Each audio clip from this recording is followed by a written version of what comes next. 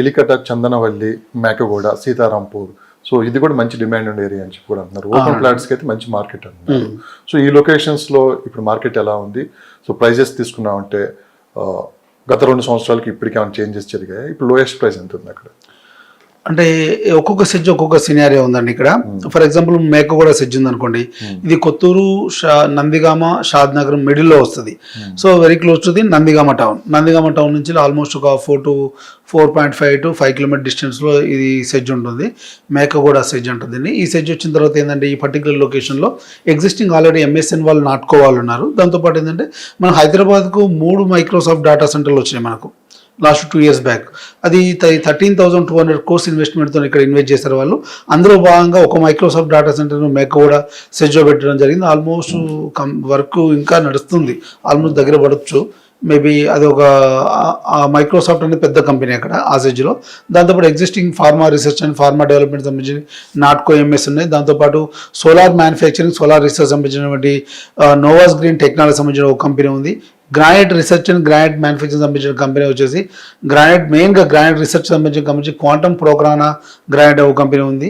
అదేవిధంగా ఏరోస్పేస్ సంబంధించినటువంటి JEE aerospace అనే ఒక కంపెనీ, ఏరోలైట్ ఇండియా లిమిటెడ్ అనే ఒక కంపెనీ, లిమ్డుస్టోమ్ అనే ఒక ఫిన్లాండ్ సంబంధించిన కంపెనీ కూడా ఈ సెజ్లో ఉన్నాయి. సో ఈ సెజ్లో ఉన్నటువంటి ఈ కంపెనీస్ అంతా కూడా వైట్ కలర్ ఎంప్లాయ్మెంట్ జనరేషన్ ఎక్కువగా ఉంటుంది. దాంతోపాటు ఏంటంటే ఈ సరౌండింగ్లో డెవలప్మెంట్ కూడా కొద్దిగా జరుగుతుంది. బట్ ఏంటంటే ఇక్కడ ప్రైసెస్ అన్ని కూడా మినిమం 17,000 నుంచి స్టార్ట్ అవుతుంది. 15, 17, 18, 20 మేకగూడ 17,000 నుంచి స్టార్ట్. 12,000 అంటే కొంచెం లోపలికి వెళ్ళాలి. బిఫోర్ మేకగూడ వచ్చినట్టయితే మనకు ఆ రేట్లో 15, 17, 18 ఈ రేట్లలో ఉన్నాయి. సో ఈ మేకగూడ మళ్ళీ హైవేకి వచ్చినట్టయితే మళ్ళీ హైవే రేట్లు మళ్ళీ మారిపోతుంటాయి కదా. సో మేకగూడ సెజ్ అవతల వైపు అయితే ఈ రేట్లు ఉన్నాయి. ఫెరీస్లో కొద్దిగా జోన్ వైజ్ కూడా చేంజ్ అవుతుంది. అదేవిధంగా మనం మళ్ళీ కమ్ టు ది ఎలికట సెజ్కి వచ్చామనుకోండి.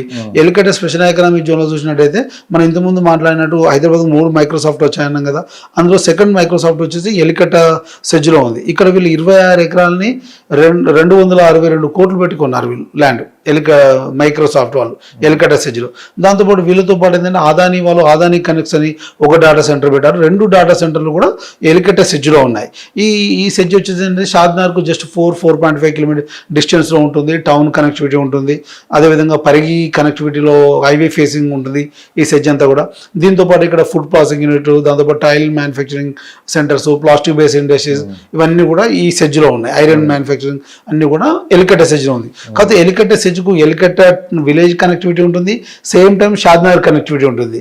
సో ఈ ఏరియాలో 20,000, 22,000, 24,000, 25,000 వరకు ఈ ఎలికట సెజ్ సరౌండింగ్ మార్కెట్ నడుస్తుంది. 20 నుంచి 25,000 మధ్యలో ఈ సరౌండింగ్ మార్కెట్ నడుస్తుంది. ఎందుకంటే షాద్నగర్ మున్సిపాలిటీకి దగ్గరగా ఉంటుంది, ఇమీడియట్ అర్బనైజేషన్ అవుతుంది, ఎంప్లాయ్మెంట్ గ్రోత్ కూడా ఎక్కువగా ఉంటుంది. పీపుల్ మైగ్రేట్ అవ్వడానికి ఈ రోడ్డు మీద, ఎస్పెషల్లీ పరిగి చెవిల రోడ్డు మీద చాలా స్పీడ్గా ఉంటుంది. అదేవిధంగా చూసినట్టయితే మనం చందనవెల్లి, సీతారాంపూర్ సెజ్ చూసినట్టయితే ఈ సెజ్ వచ్చేసి ఏంటంటే మనకు టువర్డ్స్ చేవెళ్ళ రూట్లో పోతుంటే షాబాదు, హైదరాబాదు, సీతారాంపూర్ ట్రయాంగిల్లో ఉంటుంది ఈ సెజ్ అంతా కూడా. ఇది వచ్చేసి ఏంటంటే 3,500 ఎకరాల ఎక్స్టెన్షన్తో ఉన్నటువంటి సెజ్. ఈ సెజ్ మనకు last 3 years 4 years back start అయింది. ఇందులో యాజ్ ఆఫ్ నో మనకు 5 డేటా సెంటర్లోనే మనకు ఆల్రెడీ కంట్రోలర్స్ అని, అమెజాన్ డేటా సెంటర్ అని, Microsoft, Adani, ULH data centres ఇక్కడ ఉన్నాయి. నెక్స్ట్ ఎయిర్టెల్ వాళ్ళది కూడా. సో మేజర్గా అమెజాన్ వాళ్ళు కూడా హైదరాబాద్కి వచ్చినప్పుడు ఏంటంటే వాళ్ళు 32,000 కోట్ల ఇన్వెస్ట్మెంట్తో ఇక్కడ డేటా సెంటర్ పెట్టాలనుకున్నప్పుడు ఒక డేటా సెంటర్ మనకు చందనవెల్లి, సీతారాంపూర్ సెజ్లో పెట్టారు. ఒక డేటా సెంటర్ ఇప్పుడు ఉన్నటువంటి ఫ్యూచర్ సిటీ మీర్ఖాన్పేటలో పెట్టారు. ఒకటి ఫ్యాబ్ సిటీ రావిరాల దగ్గర ఉన్నటువంటి ఈ సిటీలో పెట్టారు. 3 డేటా సెంటర్లు. రిమైనింగ్ డేటా సెంటర్స్ అన్నీ కూడా ఇప్పుడు ఉన్నటువంటి అమెజాన్ కానీ, మైక్రోసాఫ్ట్ కానీ, కంట్రోలర్స్ కానీ, నెక్స్ట్రా కానీ, అదానీ, ULHతో పాటు మన చిన్న డేటా సెంటర్స్ కూడా, చిన్న ఐటీ కంపెనీస్ డేటా సెంటర్ కూడా ఈ చందనవెల్లి, సీతారాంపూర్ సెజ్లో ఉన్నాయి. ఒక ఐటీ హబ్గా మారిపోయే అవకాశం ఇప్పటి వరకు అయితే డేటా సెంటర్స్ నాన్ ఐటీ ఉన్నాయి. ఇవి కాకుండా ఒకే సెగ్మెంట్ క్రియేట్ ఇక్కడ అడ్వాన్స్ టెక్స్టైల్ పార్క్ క్రియేట్ చేయాలి. వెల్స్పన్ అనేది US బేస్డ్ కంపెనీ. ఇది ఇండియాలో అహ్మదాబాద్లో ఉంది, తర్వాత మన దగ్గరే ఉంది. కెటెక్స్ అనే ఒక కేరళ బేస్డ్ కంపెనీ, ఏషియాలో చాలా పెద్ద కంపెనీ, టాప్ 10 కంపెనీ. వీళ్ళు వరంగల్ మెగా కాకతీయ టెక్స్టైల్ పార్క్తో పాటు మనకు ఇక్కడ చందనవెల్లి, సీతారాంపూర్ సెజ్లో కూడా ఇన్వెస్ట్ చేశారు.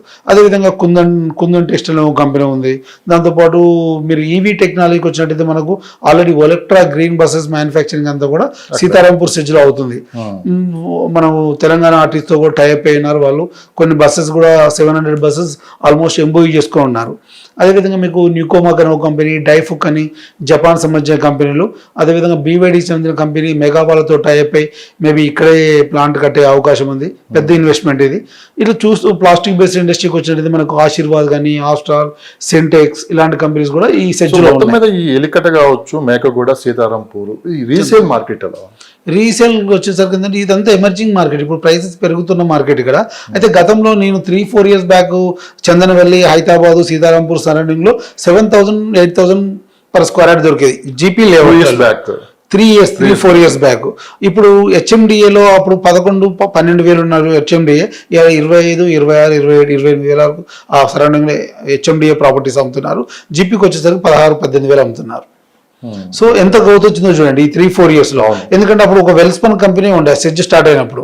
ఇవాళ వెల్స్పన్ తో పాటు డేటా సెంటర్లు, ఎలక్ట్రికల్ వెహికల్ కంపెనీలు, అడ్వాన్స్ టెక్స్టైల్ పార్కులు, ప్లాస్టిక్ బేస్డ్ ఇండస్ట్రీలు, film technology companies, HIL rail India limited కంపెనీలు, చాలా మల్టిపుల్ సెగ్మెంట్ క్రియేట్ అవుతుంది. ఇక్కడ ఆల్మోస్ట్ 3-5 lakhs ఎంప్లాయ్మెంట్ ఓన్లీ ఈ సెజ్ నుంచి వచ్చే అవకాశమే ఉంది.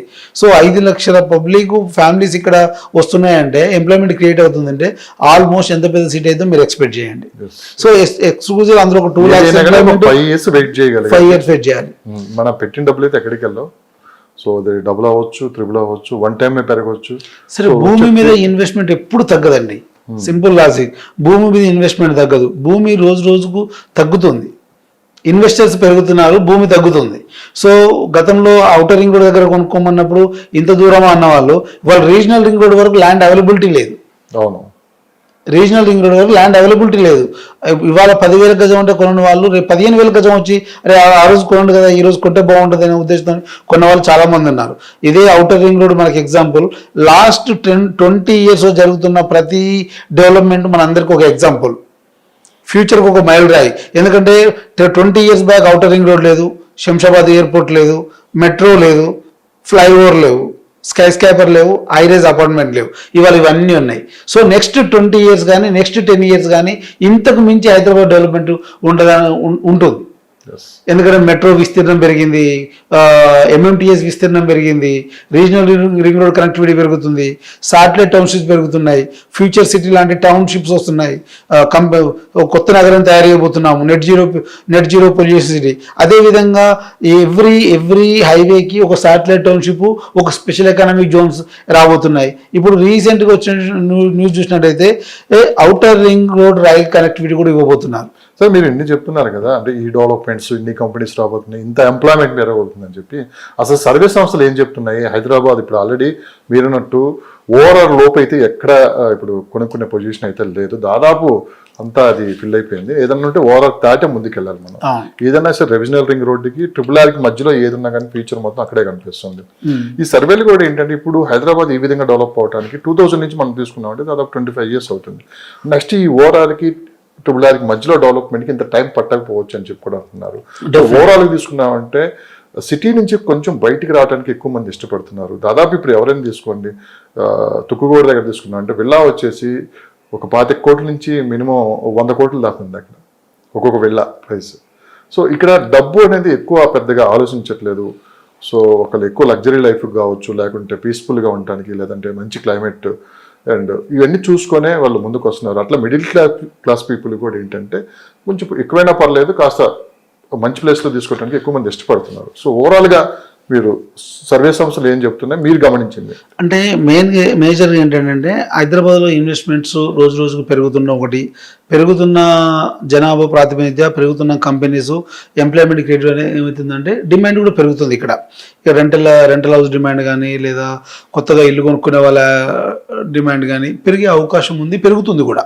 సో ఈ మధ్యకాలంలో లాస్ట్ 1.5 year నుంచి ఏంటంటే అన్ని బిజినెస్ రెసిషన్లో ఉన్నాయి. ఎందుకంటే గ్లోబల్ ఎకానమీ రెసిషన్లో ఉంది, ఐటీ రెసిషన్లో ఉంది, ఇటు సాఫ్ట్వేర్ రెసిషన్లో ఉంది, మ్యూచువల్ ఫండ్ కానీ, ఇటు షేర్ మార్కెట్ రెసిషన్లో ఉంది. సో అన్ని ఇంపాక్ట్స్ మనకు రియల్ ఎస్టేట్ మీద ఎక్స్క్లూజివ్ కనపడుద్ది. ఎందుకంటే ప్రతిదీ కూడా ఎక్కడైనా మనకు రూపాయి వస్తేనే ఇక్కడ ఇన్వెస్ట్ చేయడానికి చూస్తారు.